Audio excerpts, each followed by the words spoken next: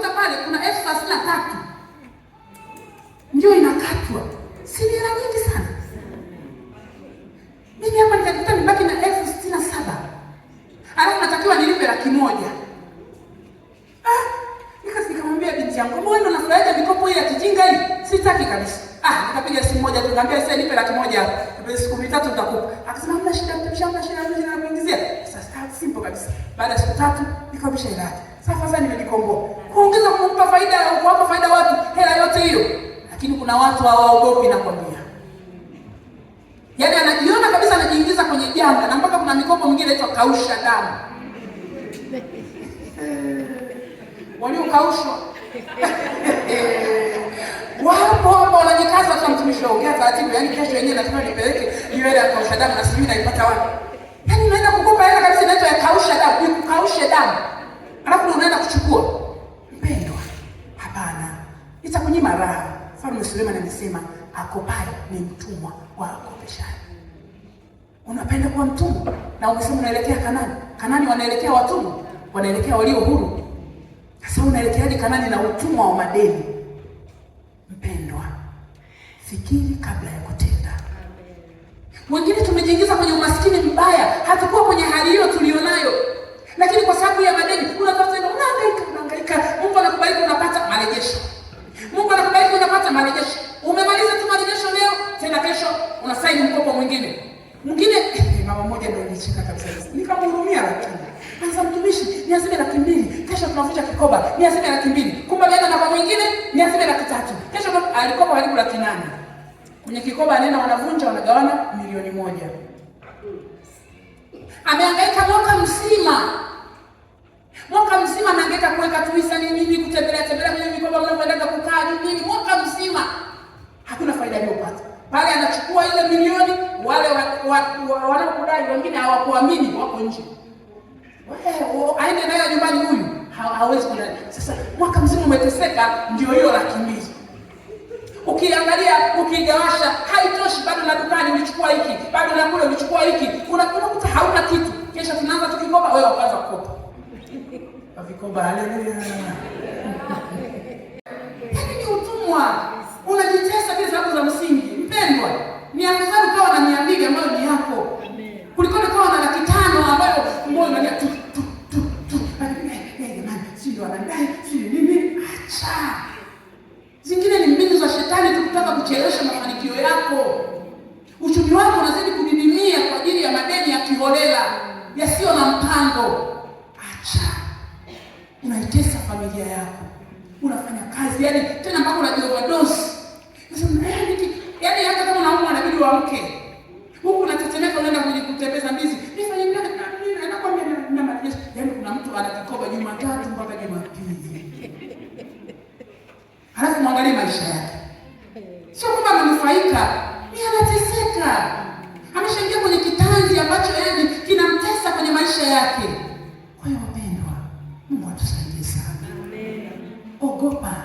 Usiwe haraka sana. Sema, ngoja nikakope. Ngoja nikasema usiwe haraka sana. Kaa chini, piga mahesabu kwanza. Tafakari, inawezekana ita na familia yako. Una watoto wakubwa pale. Wengine wanataka kuwapigia simu, mwanangu, nataka niende nikakope kwenye kikoba 300. Huenda mtoto wako anamwambia mama, acha nitakuongezea 100,000. Acha, na mimi nakwambia, mke wangu, acha, kuna 50,000 hapa. Angalau shirikisha. Lakini unajiendea mwenyewe tu, rejesha tu. Hii hamna shida, hii hamna shida. Umeshakuwa mtumwa sasa. Sasa kikoba huwezi kuacha. Lazima uende kwa sababu tunataka ukope tena uanze kulipalipa videni. Siku ya kwanza, wewe jina lako la kwanza liko pale. Mungu atusaidie. Huo ni utumwa. Ni utumwa. Mungu atutoe kwenye huo utumwa wa madeni. Amen. Kabisa. Na inawezekana ukatoka ukiamua. Lakini usianze kujiridhisha majipepelea. Unaanza kusema kudaiwa. Yaani watu wote hapa hakuna anayedaiwa. Unaanza kujipepelea, unajitia moyo na maneno haya kwamba watu wote tunadaiwa. Hata kama tunadaiwa, hatudaiwi sawa kwa namna hiyo. Wewe mwenyewe unajijua, tafadhali. Unaenda kukopa pesa 100,000 anakuambia 20,000 riba kwa mwezi. Wengine, mama mmoja nikamkuta hapo Makambako nilikuwa nafanya huduma, anasema yeye sio kwa mwezi. Ukichukua Ijumaa ijayo unatakiwa upeleke 1,15,000. Kwa hiyo kwa mwezi ni shilingi ngapi?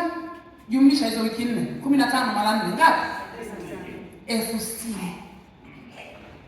Yaani laki imezalisha 60,000. Hapo umeingiza shilingi ngapi? Ndio lazima ujiulize sasa. Sasa ndio pale tunasema fikiri kabla ya kutenda. Lazima nijiulize, ninapochukua hii hela, mimi nitazalisha kiasi gani? Faida yangu itakuwa kiasi gani? Kama hakuna faida, bwana niache tu. Niombe tu Mungu anisaidie ni solve hili hapa. Au niishi kulingana na kiwango changu, kama tulipozungumza jana kwamba acha tamaa. Niishi kulingana na kiwango changu. Itakusaidia. Lakini sasa upo kwenye hali ambayo hata ukisikia haya sadaka ya ujenzi unaanza mimi tena nitaweza kweli? Haya si sadaka ya nini? Yaani unawachukia watumishi wanapokuja kutengeneza vyombo vya sadaka hapa, unawakasirikia kama wao ndio wamekufanya nini? Kwani wao ndio walikutuma kwa kope? Umeenda mwenyewe. Kwa hiyo tafadhali, bado tunakuhitaji wewe uifanye kazi ya Mungu. Bado familia yako wanakuhitaji sana ili uweze kuisaidia. Sasa utaisaidiaje familia na madeni ulionayo? Utategemezaje kazi ya Mungu na madeni ulionayo? Mungu akusaidie na akutoe kwenye hilo eneo la madeni. Bwana Yesu apewe sifa. Changamoto nyingine ni changamoto ya kutaka kufanikiwa haraka. Kufanikiwa haraka. Hatukatai mafanikio. Hata asubuhi tumezungumza kipengele kinachosema mtu ni lazima afanye kazi kwa bidii kama anampenda Mungu na kama amempa Mungu nafasi ya kwanza. Na saa hii tunasema changamoto wanazopitia waumini wengi ni kutaka kufanikiwa haraka. Yaani haraka, hasa vijana wangu ndio kabisa wanapenda njia za mkato ili aweze kufanikiwa. Waswahili wanasemaje? Hata mbuyu ulianza kama mchicha. Si ndio Jambo linaanza kidogo, linaendelea, baadaye tunashangaa, jamani Mungu amembariki. Alikuwa anauza matembele tu anatembeza, alikuwa anauza tubabishi tu anatembeza. Ona sasa Mungu amembariki leo kijana wetu ana pikipiki. Ona Mungu amembariki amefungua kakibanda. Ona Mungu amembariki tayari ameshanunua noa. Si unaona hatua hizo Sasa kijana anataka yana kitoka chuo leo amiliki gari zuri, leo amiliki simu ya milioni 3, leo amiliki nini. Yaani kila kitu cha kifahari akimiliki kwa dakika moja. Sasa hii ndio inawapelekea kuingia matatizoni. Kwa sababu anapotamani mafanikio ya haraka, mwisho wa siku anakutana na waliofanikiwa. Anaanza kujiunga nao na kuuliza, "Mmefanyaje? Hivi inawezekanaje?" Wewe bado mshamba tu kumbe, ngoja tukuonyeshe njia. Kijana mmoja mahali fulani anamuuliza mwenzie, "Yaani wewe umenikuta hapa Kariakoo, umenikuta kabisa, lakini unaduka hapa Kariakoo na unaduka kule Kigamboni. Umefanyaje?" "Mimi nalo hili moja." Akamuuliza, "Unaweza?" Akaambia, "Kwa nini siwezi?" "Kwani wewe umewezaje?" "Kwa nini mimi nisiwezi?" Haya, mkaka akajichanganya, wakaondoka. Kawasha pikipiki wakaanza kwenda huko sasa. Huko kwa waganga sasa, kwenye kutafuta mali za haraka. Funga safari mbali kabisa. Kufika huko kijana akaambiwa na yule mganga, "Utaweza?" Akaambia, "Nitaweza kabisa. Niko tayari nitaweza." Haya, akavishwa hilo tambara jekundu, akapewa kalai pale, kalai likawekwa maji, akapewa kisu, shika namna hii kisu. Haya, kwenye haya maji kitakachotokea chochote choma. Chochote iwe ni panzi, ni nzi, ni nyoka, ni mtu, chochote choma. Kijana amekaa mteshe.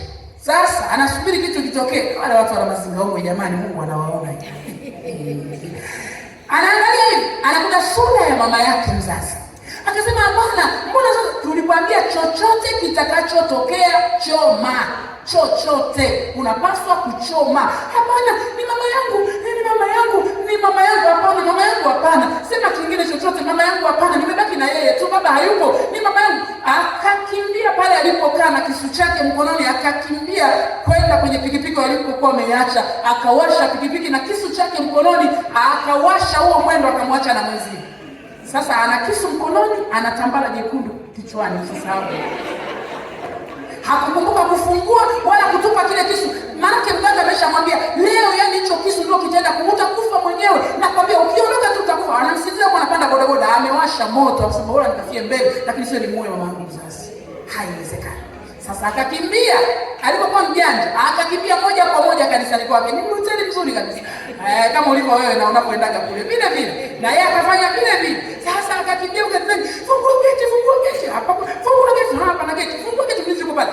Sasa naogopa tumeshika kisu. Anaitambana. "Hapana." Baadaye mchungaji ndo akatoka anakuja kuangalia. "Nini tena? Mchungaji, hiki kisu nataka nikiweke madhabahuni. Hiki kisu cha mganga." Hiki wanaona amechanganyikiwa. Lakini mtu anaongea anamaanisha. Sasa mwache. Hebu njoni jamani, njoni mwe wengi mbele ya kisu tena. Njoni mwe wengi. Haya, fungua geti, mwache aingie. Haya, weka kisu chini. Hapana, nikakiweke mbele kabisa. Maana kisu nimeambiwa ndicho kitakachoniua. Acha nikafie kanisani. Haya, milango iko wazi. Akaingia kanisani, wakamwacha awe mbele. Akaenda kaweka kisu pale. Haya, njoo elezea ilikuwaje? Ndio anakuja kuelezea. Wapendwa, haleluya. Amen. Rizika na ulicho nacho. Bila kutafuta magorofa ya haraka hayo. Sio nzuri. Kijana akaelezea pale kwa mchungaji na watumishi wengine walikuwa pale, akaelezea, akasema sasa hicho kitambaa chako tunakutoa na kile kisu tunakichukua, tunaenda nje, tunamimina mafuta taa, tunachoma moto, tunaita damu ya Yesu. Siku ile alilala kanisani. Alilala kanisani madhabahuni. Maana ameshatangaziwa kwamba leo utakufa. Umekaidi amri ya mganga. Leo utakufa wewe. Maana utaenda kutoa siri zetu. Alilala madhabahuni pale. Akasema nikifia hapa sio mbaya. Nimesha mchungaji. Natubu. Anapoongea sala ya toba. Yaani anaongea mara mbili. Anaongea mara mbili. Anaona kama anacheleweshwa. Kwa sababu anataka hata kama atakufa kweli basi afe katika neema. Jamani, ya nini? Ya nini kutafuta mafanikio ya haraka? Ya nini? Alafu shetani ni mjanja sana unajua. Anapotaka kukupa yale mafanikio yake, ndio kama vile kama uliangalia ile nyimbo ya Bahati Kuku aliyoimba na yule Jennifer Mgendi ya Zinduna. Mnakumbuka jinsi ambavyo yule binti ambaye ndio Jennifer Mgendi akawa ameenda kwa mganga kutafuta nini? Mtoto. Si alifanikiwa akapata ujauzito na akapata mtoto. Kilichotokea mlikiona. Joka, sio mtoto. Sasa adui anapotaka kuleta mafanikio yake, anakuwa na yale anakutamanisha. Kama nilizungumza juzi kama sikose, kama sio asubuhi basi ni jioni hivi. Kwamba kuku anataka kumkamata saa 8 hivi mchana, unamwaga vimchele, vipunga, vimahindi, nini, unamwaga kuku anakuja na dono. Ndio yale unafurahia sasa. Nafurahia. Tunachekelea. Kama alikuwa anachekelea yule dada ambapo anaona yeye ni mjamzito na mtoto anachekelea. Mwisho wa siku naingia ndani ya chumba. Maana yale mahindi unayaweka mpaka ndani ili kuku aingie ndani. Kuku akishaingia ndani unafunga milango kisu. Ndivyo anafanya shetani. Anajifanya anazo baraka za kuweza kukubariki wewe. Lakini hakuna vyote vinatoka kwa Bwana vyote. Wa Roma haukujengwa kwa siku moja. Wataalamu wanazungumza namna hiyo. Haukujengwa kwa siku moja. Taratibu. Utafika tu. Kazana, fanya tu kazi kwa bidii. Jitume. Fanya kazi kwa bidii. Tumikie Mungu kwa bidii. Utafika tu. Lakini ya kutamani kwamba fulani mbona. Hapana, na mimi acha nimuulize. Muulize. Unamuuliza ndio haya kama huyu kijana. Leo hii, saizi ni kijana mzuri. Yaani asubuhi, ibada za asubuhi ile hakosi. Na alikuwa anakaa kuja Jumapili mpaka Jumapili. Anakaa mwishoni kula kimaliza ibada, hajihusishi na yeyote. Kwanza hata alikuwa fahamiki. Lakini sasa alipopata hilo jambo, saizi ni mwana fellowship mzuri. Yaani muda wa maombi ameshawahi yuko pale na Mungu sasa alipomtendea muujiza. Ndani ya mwaka mmoja tu ameshaongeza kuna duka lingine mahali kunaitwa Mwenge. Amefungua duka lingine tena. Bila uganga, bila nini. Sio unanielewa mtu wa Mungu. Bila uganga, bila dawa, bila matunguli. Haya matunguli siku yatakuumbua. Siku yatakapokosa chakula yatakukula mwenyewe. Achana na hizo mambo za kishetani kabisa hizo. Hazina maana. Haleluya mtu wa Mungu. Amen. Nyenyekea chini ya mkono wa Bwana ulio hodari. Naye atakukweza kwa wakati wake. Kwa wakati wake atakuinua. Kwa wakati wake atakuketisha na wakuu. Usihangaike na kutafuta mafanikio ya haraka.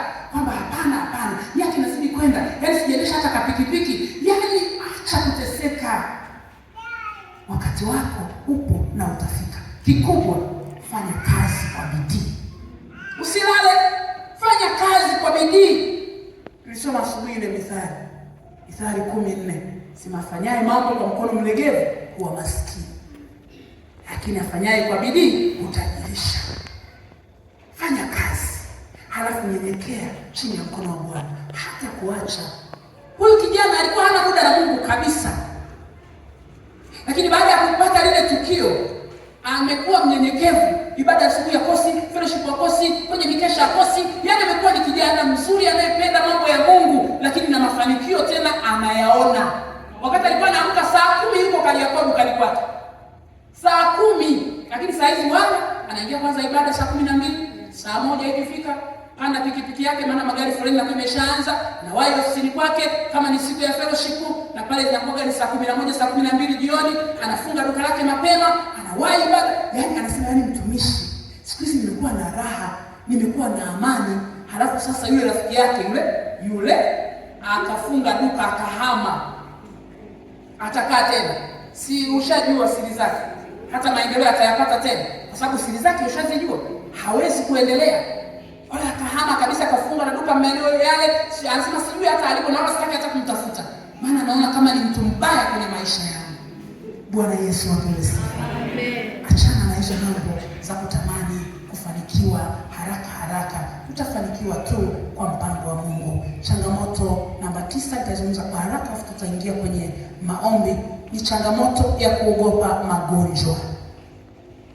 Changamoto ya kuogopa magonjwa. Wapendwa, tuko kwenye nyakati ambazo ukimuuliza kila mtu hapa anaumwa. Haleluya. Kila mtu anakuambia na daktari wangu.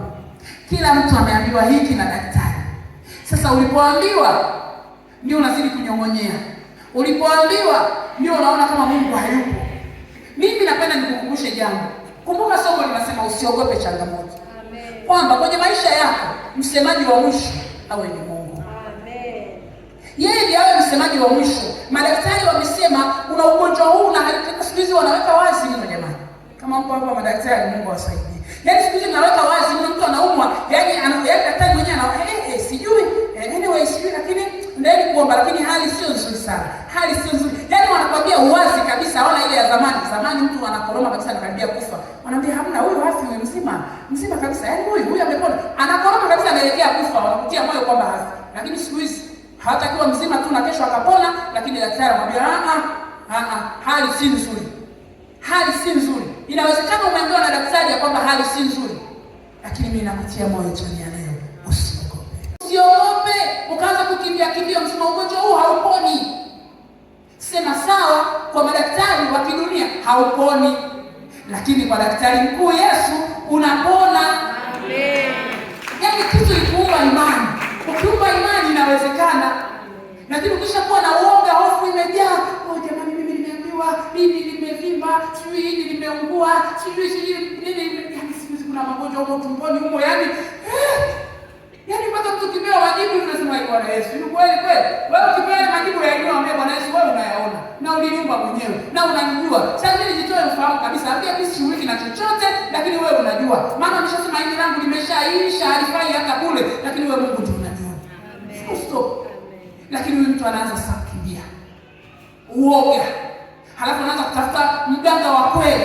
Wewe uko Sumbawanga, mdogo wangu naishi huko. Kuna mganga mzuri huko. Yaani nimeambiwa nina ugonjwa ambao hospitalini hautibiki. Sasa hautibiki hospitalini, si utibiki kanisani. Na mengine si mashetani tu yanakamata tu huko, yanakukamata. Halafu shakukamata tena yaani ni mashetani yamekukamata na unaenda kwa waganga. Unategemea nini? Nawapenda sana wale watu wajuzi waliokufa. Sio kwa nia, sio kwamba nafurahia. Lakini mimi niliona tu yaani wamepata walichostahili. Kwa sababu watu wanasema wanakuja dawa ya kuongeza nini? Nini? Ukabilifuatie. Kitu gani kimepungua kwenye miili yao? Kwa hiyo wakaenda kwa mganga ili wanywe ile dawa ya kuongeza kile kitu kwenye mwili wao. Jambo ambalo wangeenda kitaalamu, wangeenda hospitali, wangeshauriwa vizuri kabisa nini wafanye. Wakaenda kwa mganga. Hawachemshia hapo na mganga yeye anajidai, dawa lazima nianze kunywa mimi. Wasipinduke wote. Pinduka. Sasa bado zamu yako. Maskani wanaenda pale wanatoa maiti. Mpaka watu wanasema jamani, wahubiri mtusaidie kuendelea kuwahubiria watu. Mbona hawaelewi? Kwani hawana imani na Mungu? Wanaweza kuhangaika na waganga wa kienyeji kama hivi. Ona mganga amewaua na yeye amekufa. Alisema dawa, kama wote wakamalizikia. Hiyo ni nzuri sasa? Hapana. Acha uoga. Mimi nasemaga kila siku, kama imempendeza Mungu kwamba huu ugonjwa utaniua, jina la Bwana nalibariki. Amen. Sina wasiwasi kwa sababu mimi niliumbwa, na mimi tunasoma kwenye maandiko anasema siku za kuishi mwanadamu yote aliyezaliwa na mwanamke si nyingi. Sasa mimi najua nitaondoka kwa namna gani? Sasa leo kwa ugonjwa kama nilipata, nimeambia hospitali hakuna tiba, nikimbilia kwa mganga tena. Mganga ambaye leo nakuta amejenga kakijumba kake amezungusha majani juu na chini, kesho nakuta hayupo. Kwa nini nihangaike wakati ninaye mganga mkuu? Kwa nini? Wapendwa, tunateswa sana na hiyo hali. Siku moja nilikuwa Mikumi nafundisha semina kama hivi, mama mmoja akaja ofisini mbio, ni mama mwenzetu, akaja ofisini mbio. Mtumishi, unaitwa nani? Anitaja jina lake. Nikasema haya, karibu mtumishi, niombee. Nikamwambia, mpendwa, mimi siombagi tu hadi haraka hivyo. Tuzungumze kwanza. Sasa nitaomba nini? Akaanza kusema, mtumishi, niombee haraka. Yaani hapa nimepata shida sana. Nimezunguka kwa waganga, nimezunguka. Nimefika mahali nimechoka. Mimi ni Muislamu. Ninataka kabisa nimpe Yesu maisha yangu. Kama anaweza kunitibu. Nimesema sio kama una uhakika, rudi ulikotoka. Hebu nyosha maelezo yako. Mtumishi, nisaidie. Nina hali mbaya kweli, naumwa eti. Nikamwambia nieleze kwanza. Ukimwona anasema naumwa, huwezi kujua. Lakini kuna vitu vinampa shida kwa ndani. Akilala usiku mwili unawaka moto, si nini, vitu vinamtendea mwilini. Yaani ni zile nguvu za kisa tu. Sasa akaenda kwa mganga wa kwanza. Akamwambia, lete kuku mweupe kama ulivyoambiwa wewe. Mweupe. Sasa yule mama akaenda kutafuta kuku, anasema mtumishi, nilinunua kuku kwa 75. Si wadau. Unauziwaje bei ndogo? Akaenda kwa mganga. Si kwa mganga akamwangalia yule kuku. Huyu kuku, kuangalia vizuri kwenye kabawa hapa kuna kadoa keusi. Hafai kwa dawa. Sasa akisema hafai kwa dawa ni kama anakurudishia uende naye. Anakwambia wewe muache, kalete kuku mwingine. Amenunua kuku 75. Akamwacha, anaondoka. Sasa mtumishi, nikaangaika siku 3 tena kijiji kingine, tafuta kuku, basi ndio nikapata kwa 45. Nikasema ndio napata kwa bei ndogo. Anarudi kwa mganga. Mganga anamwangalia yule kuku, anasemaje? Huyu kuku huyu, mimi kama mganga naona nina darubini. Ninaona kabisa aliyekuhusia ameiba. Kwa hiyo kule walikoiba wale wanamsachi, wanamtafuta kwa waganga. Kwa hiyo huyu kuku hawezi kufaa kwa dawa yako. Muache tena. Mama akasema, jamani, basi nipe nikamuuze. Watu kienda kwa mganga. Subiri. Mama anasema, mtumishi, nimeondoka, nimekaa wiki 2. Naumwa. Yaani nateseka. Mjomba wangu ananiambia, nenda kwa mganga. Mjomba anamwelekeza kwa huyo mganga. Sasa akanunua kuku mwingine wa 3. Alipoenda naye, yaani daktari anamchukua kuku tena anamweka hivi, which daktari wao anamweka hivi, anamwangalia hivi kwenye uso pale. Huyu kuku ana ugonjwa kama wako.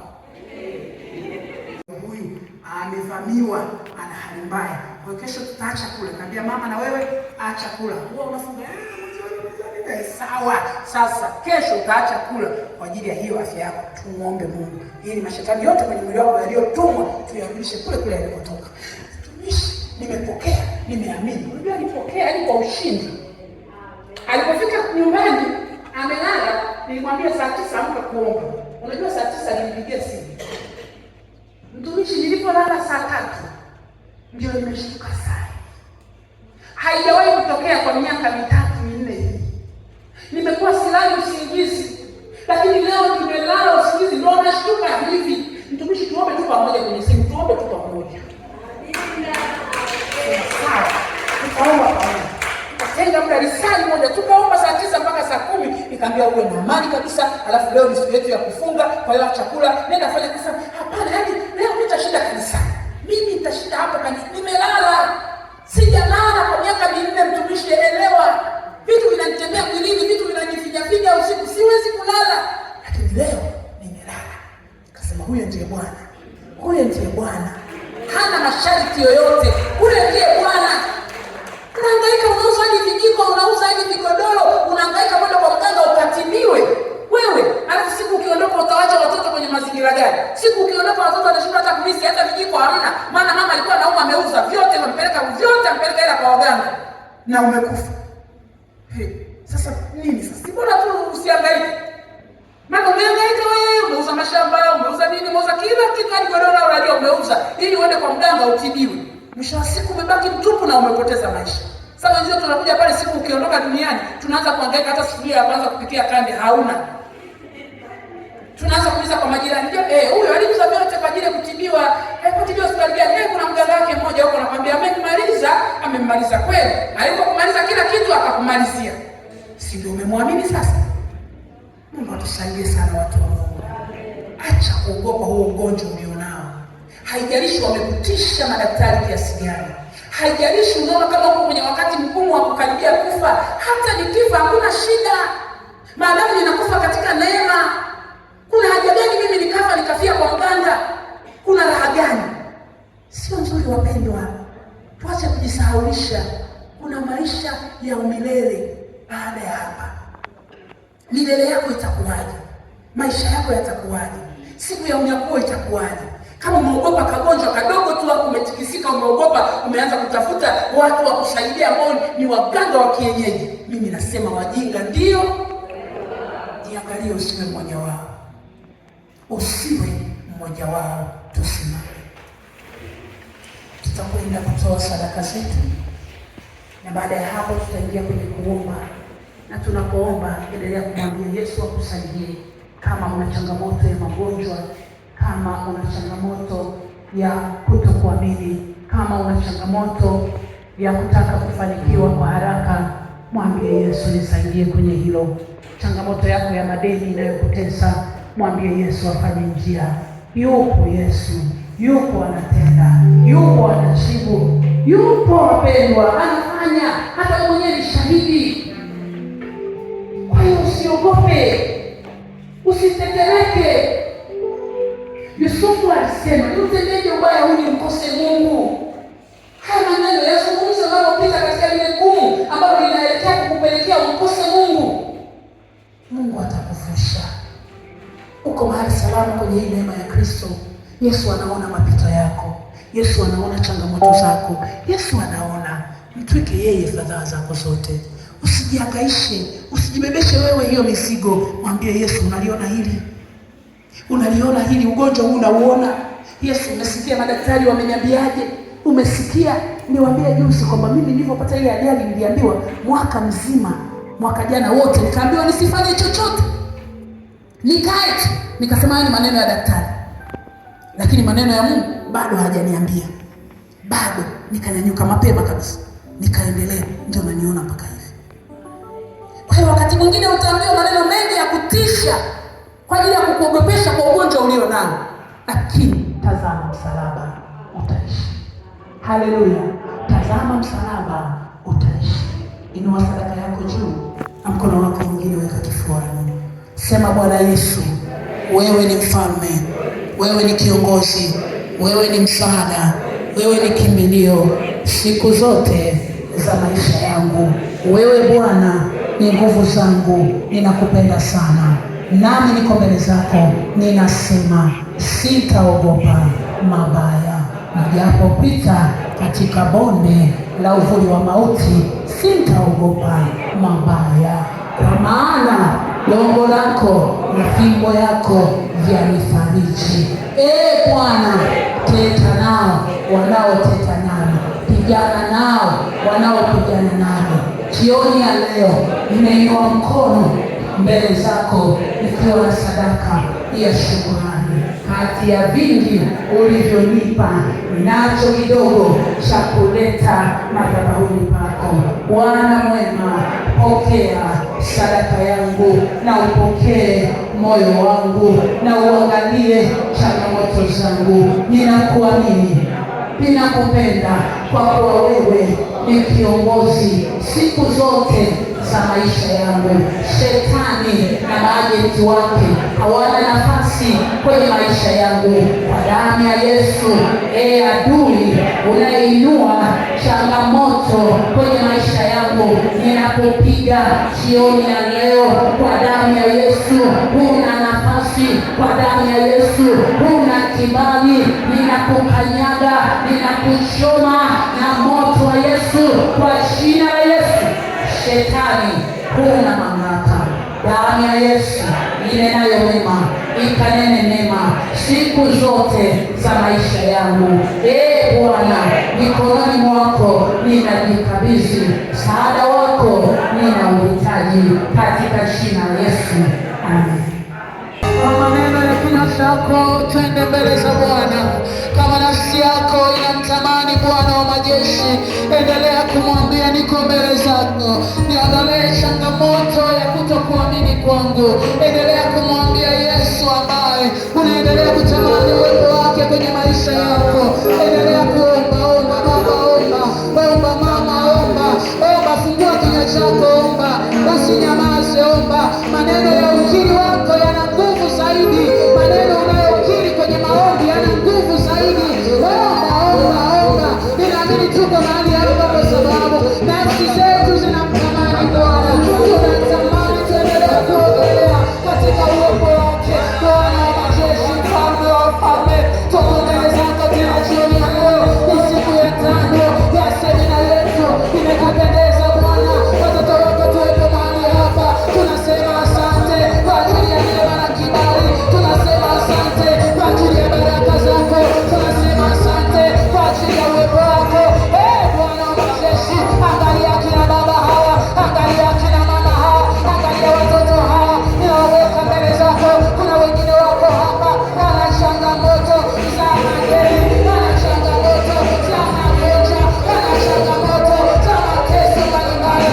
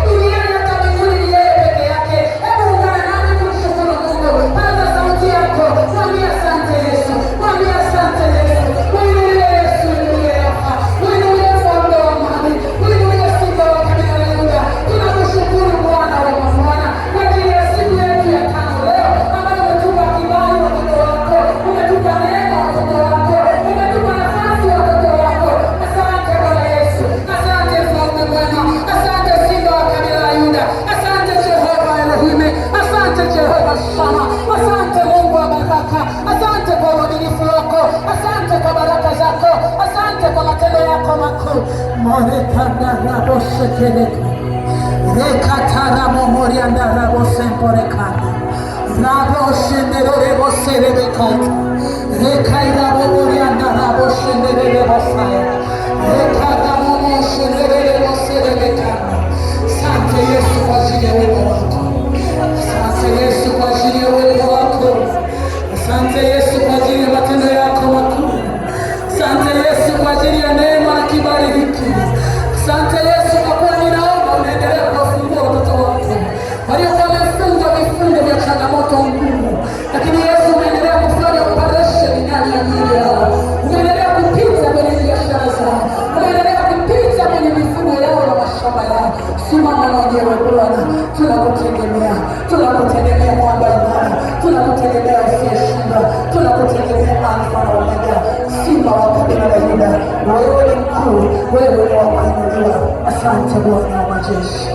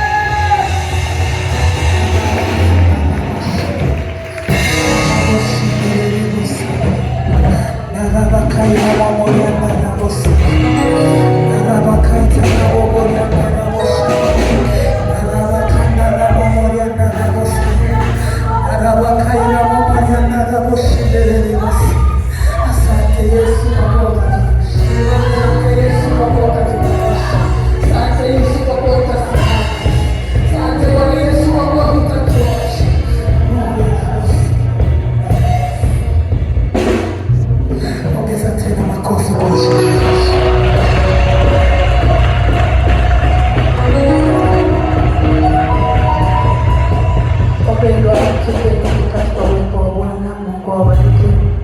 Endelea kusimama katika hayo maombi, kama Bwana atakuinua na atakupandisha kikubwa. Usiogope changamoto. Niwakaribishe.